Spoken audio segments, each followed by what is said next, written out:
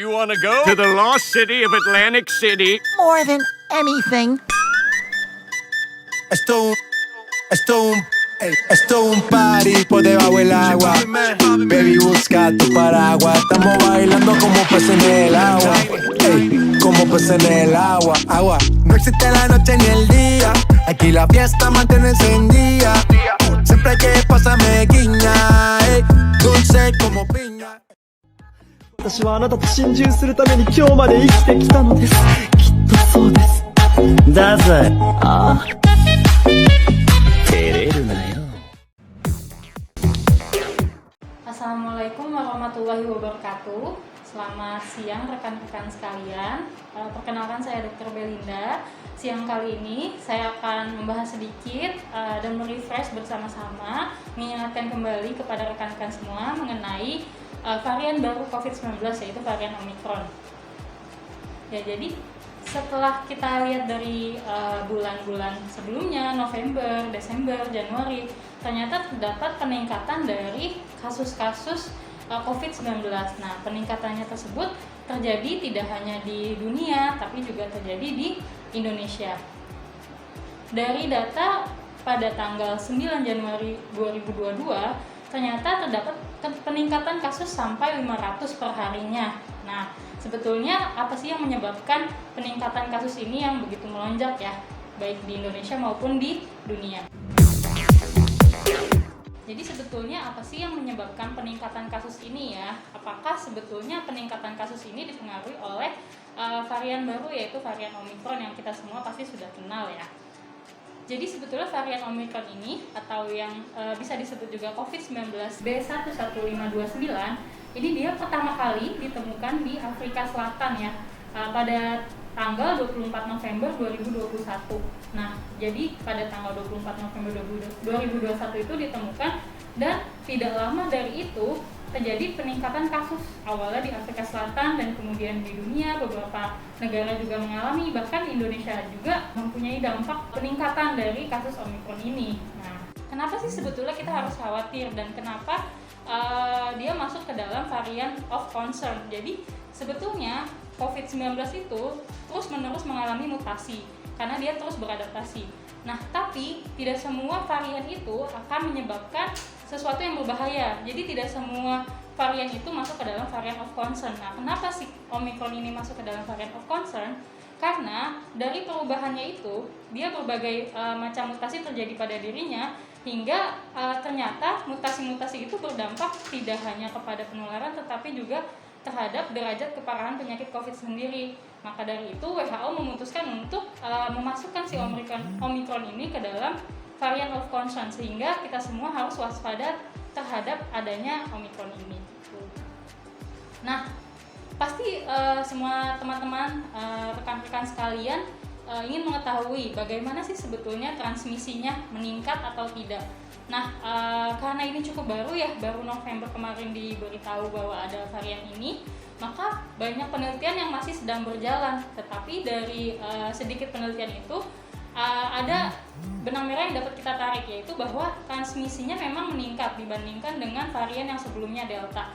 Jadi transmisinya atau penularannya tuh benar-benar cepat gitu ya, meningkat.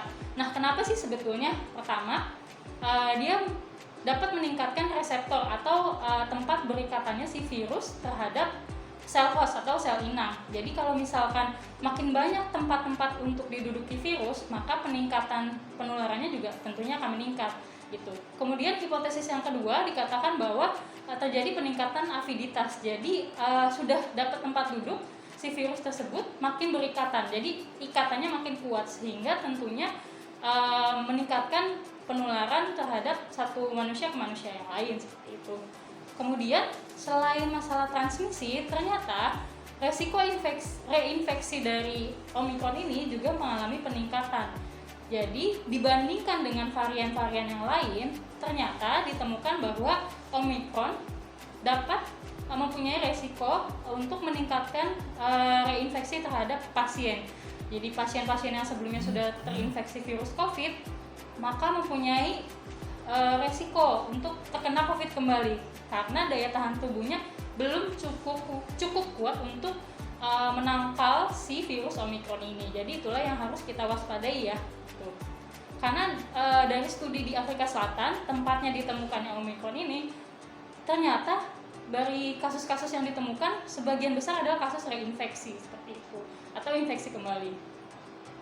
Ya, jadi kalau misalkan kita lihat di sini, dibandingkan dengan varian-varian yang lain, kita bisa lihat bahwa Omicron, ya, yang pertama, dia itu hanya 1-2 hari untuk doubling time-nya, untuk penularannya seperti itu dibandingkan dengan yang lain, dengan Delta, Beta, dan lain sebagainya. Maka dari itu, karena transmisinya sangat cepat, kita harus tentunya waspada dan jangan sampai lengah ya. Gitu. Nah, selanjutnya bagaimana pengaruh terhadap derajat keparahan?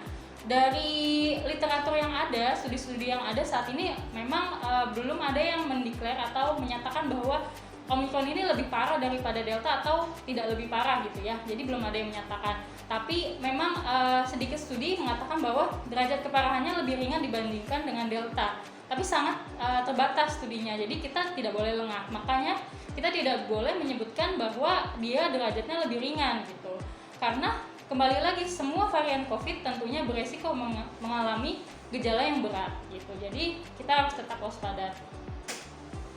Nah, sebetulnya apakah ada perbedaan gejala dari varian Omicron ini dengan varian-varian yang lain? Sebetulnya gejalanya sama, karena sama-sama berasal dari COVID-19. Tapi di sini kita ada sedikit clue. Di varian Omicron ini, dia itu mempunyai material yang mirip dengan influenza atau disebut juga dengan influenza virus genetik material. Sehingga gejalanya agak mirip dengan influenza. Nah, seperti apa gejala influenza yang seperti kita tahu ya, seperti mialgia atau lelah otot, lelah sendi, nyeri-nyeri sendi gitu, kemudian nyeri kepala, kemudian nyeri tenggorokan, pilek dan batuk. Nah, dari yang sudah disampaikan oleh Menteri Kesehatan kita dikatakan bahwa saat ini pasien-pasien yang terkena virus Omicron ini paling banyak gejalanya di antara batuk dan pilek, dan juga gejalanya masuk ke derajat yang ringan atau asimptomatik, tidak bergejala. Nah, epidemiologi dari kasus di Afrika Selatan di tempat ditemukannya si Omicron ini ternyata memang rata-rata terjadinya pada usia muda dan gejalanya memang ringan, sama seperti Indonesia gejalanya juga ringan. Nah, pertanyaan yang paling sering ditanyakan, apakah sebetulnya vaksin ini yang kita sudah dapat ya, vaksin-vaksin yang ada di Indonesia, apakah memang masih efektif, masih aman dalam mencegah infeksi Omicron COVID-19 ini? Nah, balik kembali karena ini studinya belum terlalu banyak, bisa jadi saat ini belum ada, bisa beberapa hari kemudian itu ada, karena terus diupdate yaitu ilmu-ilmu tentang COVID ya. Tapi yang kita dapatkan dari WHO, memang belum terdapat studi yang kuat yang menyatakan bahwa vaksin A memang efektif dalam mencegah virus Omicron COVID-19 ini. Tapi dikatakan bahwa vaksin-vaksin yang ada masih efektif mencegah beratnya gejala atau angka rawat inap seperti itu. Karena memang efektivitas vaksin itu kan pasti akan mengalami penurunan, makanya ada booster. Tapi ternyata setelah diteliti, efektivitas dalam mencegah rawat inap itu tetap stabil. Jadi tetap vaksin mempunyai dampak yang positif terhadap melawan virus COVID-19 ini. Apakah pemeriksaan PCR itu sebetulnya masih bisa digunakan untuk mendeteksi virus Omicron ini?